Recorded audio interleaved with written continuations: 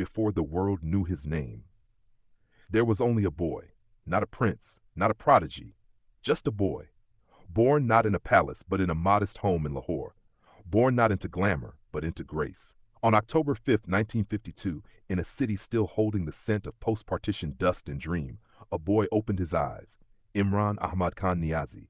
He came into a family where values were not just spoken, they were lived. His father, Ikramullah Niazi, an engineer, quiet, composed, with a mind wired for logic. His mother, Shaukat Khanum, elegant, soft-spoken, but made of iron within. She wasn't just his mother, she was his first teacher, his anchor, his mirror. Their home was not loud, not lavish, but it was rich. Rich in discipline, in prayer, in poetry.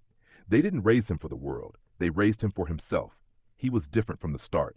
While children played, shouted, ran wild through the alleys, Imran listened to elders, to silence, to things others his age didn't even notice.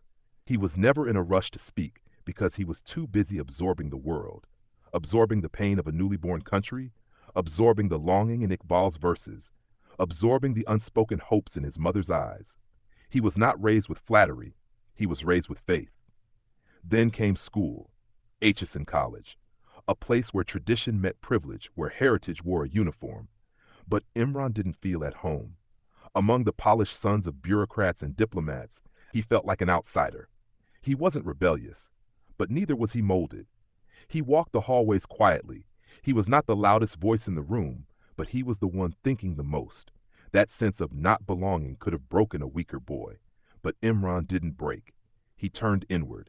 And it was there, in that silence, that something began to awaken. And then there was cricket, not as a hobby, not as a fun weekend sport, but as a slow-burning fire. He wasn't a prodigy. His early games were forgettable, no headlines, no trophies. But behind the scenes, he was transforming. He trained relentlessly. He studied every angle, every stroke, every bounce of the ball. When others left the ground, he stayed. When others rested, he ran. He wasn't chasing applause, he was building character. Not for the crowd, not for the camera, but for himself. Because real champions aren't created in victory, they are forged in obscurity. Years later, he found himself in England. First the Royal Grammar School, then Oxford University. And while the West introduced him to finer things, he saw the darker truths too. He watched how narrative shaped minds, how privilege wrote history, how inequality wasn't just about income, it was about respect.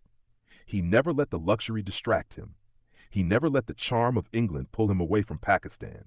While others forgot their soil, Imran carried it in his breath, in his tone, in his walk. He played cricket abroad, yes. He studied. He attended events, spoke in English, dined with elites. But inside, he remained that boy from Lahore, still listening, still watching, still wondering what he was truly meant for. Cricket brought him fame, but it also became his training ground for life. Upon his return, he wasn't just a player anymore. He was a phenomenon. He led, he inspired. He played not for stats, but for spirit. Every six he hit became a celebration in some village. Every match he won carried the hopes of a people tired of losing elsewhere. But just when the country saw him rising, he was falling apart inside.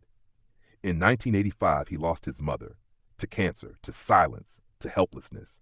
She who had shaped his world was suddenly gone.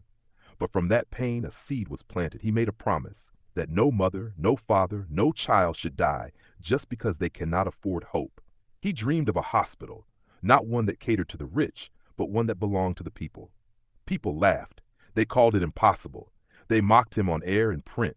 But he didn't fight back with words. He fought with footsteps. He went door to door, raised funds in mosques, in matches, in streets. He turned cricket into a campaign, fame into fundraising. And slowly, brick by brick, a hospital began to rise, not just of concrete, but of compassion, of commitment, of courage. And just when that dream took shape, cricket gave him its final crown. 1992, the World Cup.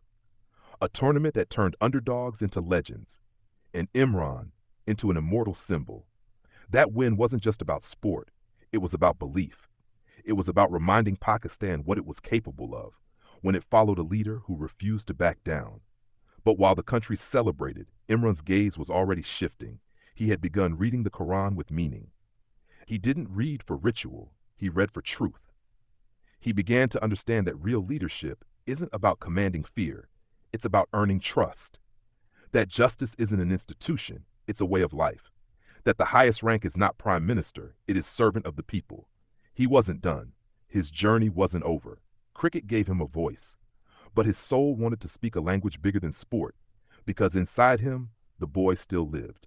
The quiet boy from Lahore, who never forgot what it meant to be unheard, who never unlearned what his mother had whispered, who still believed that even one man, with faith, with focus, with fire, could change everything. This wasn't just a childhood, it was a preparation, a slow, steady shaping of a soul for something far greater than himself. Because sometimes history doesn't begin with declarations. Sometimes it begins in the silence of a boy who dared to listen and then dared to lead. This is not the end of his story. This is the awakening of a nation that finally found its voice, its courage, its soul. Imran Khan, not just a man, but a living mission, a flame that may bend but will never fade.